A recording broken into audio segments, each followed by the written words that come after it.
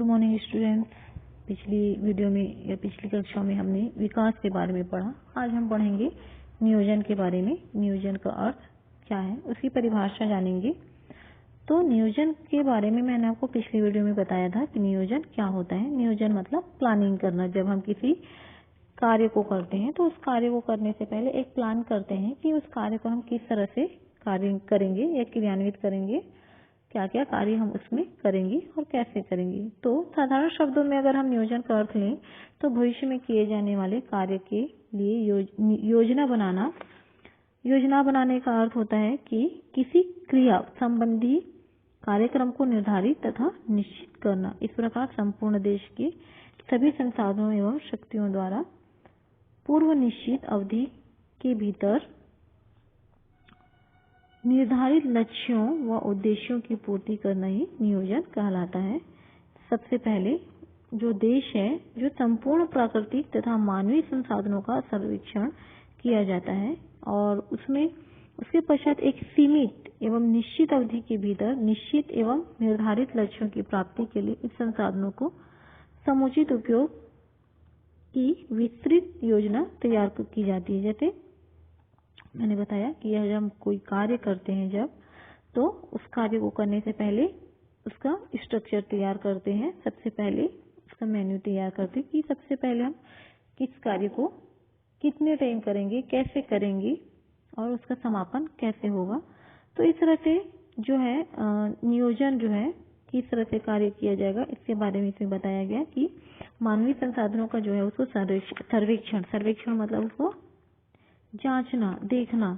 उसके पश्चात क्या करेंगे, सीमित एवं निश्चित अवधि के भीतर मतलब एक निश्चित समय के भीतर, एक टाइम के भीतर निश्चित एवं निर्धारित लक्ष्य की प्राप्ति के लिए उन संसाधनों को समुचित उपयोग की विस्तृत योजना तैयार की जाती है। जब हमारा देश आजाद हुआ तो उस समय आर्थिक जो व्यवस्था थी वो सही नहीं था। तो आर्थिक विकास कैसे किया जाए, इसके लिए कुछ योजनाएं जो है वो बनाई गई। इस तरह से इस पाठ में हम देश की जो आर्थिक विकास है, जो नियोजन तैयार किया गया विकास के लिए, उसके बारे में हम पढ़ेंगे।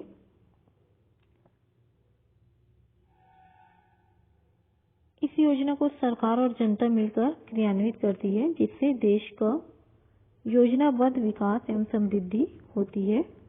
इसी को सुनियोजित अर्थव्यवस्था कहा जाता है। इसे कुछ परिभाषाएं दिया गया है। जैसे पीफनर है, पीफनर ने कहा कि नियोजन सभी मानवीय व्यवहार हेतु एक क्रमबद्ध प्रक्रिया। क्रमबद्ध मतलब एक के बाद एक, क्रम से, लाइन से एक प्रक्रिया है कि हम किसी कार्य को किस तरह से करते हैं। सबसे पहले हम क्या करेंगे, उसके बाद क्या करेंगे, फिर उसके बाद क्या करेंगे। इस तरह से जो व्यवहार है, मानवीय व्यवहार, एक क्या है, क्रमबद्ध प्रक्रिया है। तो टैरी के अनुसार पूर्व निश्चित मतलब पहले से निश्चित करना। पूर्व निश्चित परिणामों को प्राप्त करने के लिए एक भविष्य की निर्धारित गतिविधियों, तथ्यों व साधनों का चयन कर प्रयोग व उन्हें एक दूसरे के साथ जोड़ा जाता है, तो उसे क्या कहा जाता है, नियोजन कहा जाता है।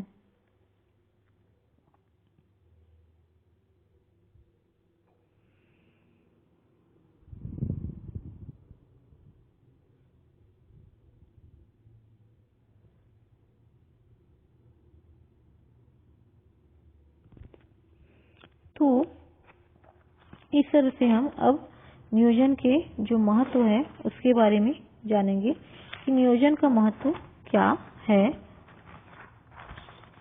नियोजन का महत्व जो है वो वर्तमान समय में प्रत्येक प्रकार की जो अर्थव्यवस्था में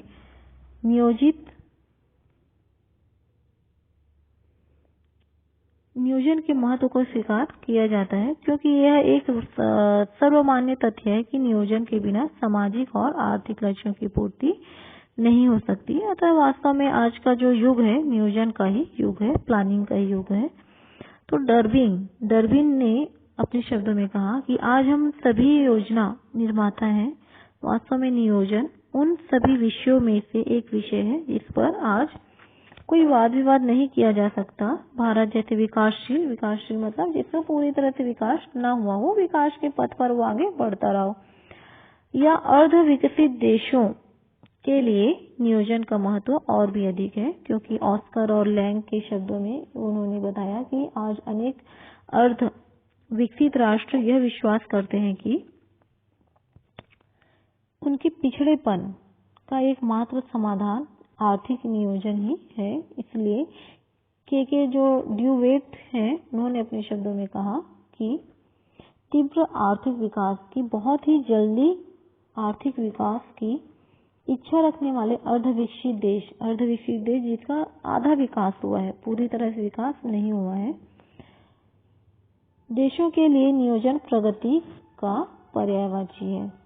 एक तरह से नियोजन का जो महत्व है उसकी दृष्टि रखते हुए भारत ने भी समाजवाद की स्थापना, सामाजिक समानता और सुरक्षा, सामाजिक कुरीतियों का अंत, निर्धनता की समाप्ति, बेरोजगारी की समस्या का समाधान, जनसंख्या पर नियंत्रण, देश के संसाधनों का समुचित उपयोग, आर्थिक असमानता पर नियंत्रण, आर्थिक स्थायी और सुरक्षा, देश की संतुलित विकास तथा लोक कल्याणकारी राज्य की स्थापना करने जैसे विभिन्न उद्देश्यों से नियोजन अपनाया और अपना सामाजिक आर्थिक विकास किया।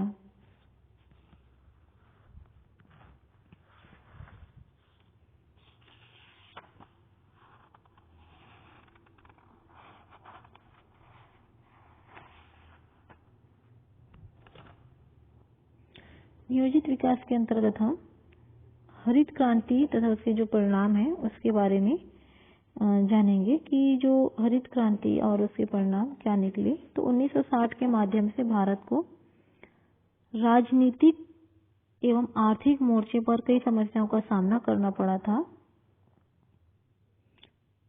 राजनीतिक मोर्चे पर पाकिस्तान से युद्ध के बाद पैदा हुई स्थिति, राजनीतिक बदलाव तथा आर्थिक मोर्चे पर भारत में पड़ने वाला भयंकर अकाल, इन सभी परिस्थितियों ने भारत की जो अर्थव्यवस्था है उसको काफी हद तक प्रभावित किया था। हरित क्रांति का मुख्य उद्देश्य था कि पैदावार को बढ़ाकर भारत का जो खाद्यान्न के क्षेत्र में आत्मनिर्भर बनाना था। हरित क्रांति की जो प्रमुख पद्धतियां हैं वो 3 प्रकार की पद्धतियां बताई गई है। तो इसमें से पहला जो है वो कृषि का निरंतर विस्तार, और दूसरा जो है दोहरी फसल का उद्देश्य, तीसरा है अच्छे बीजों का प्रयोग, मतलब अच्छे किस्म के बीजों का प्रयोग करना।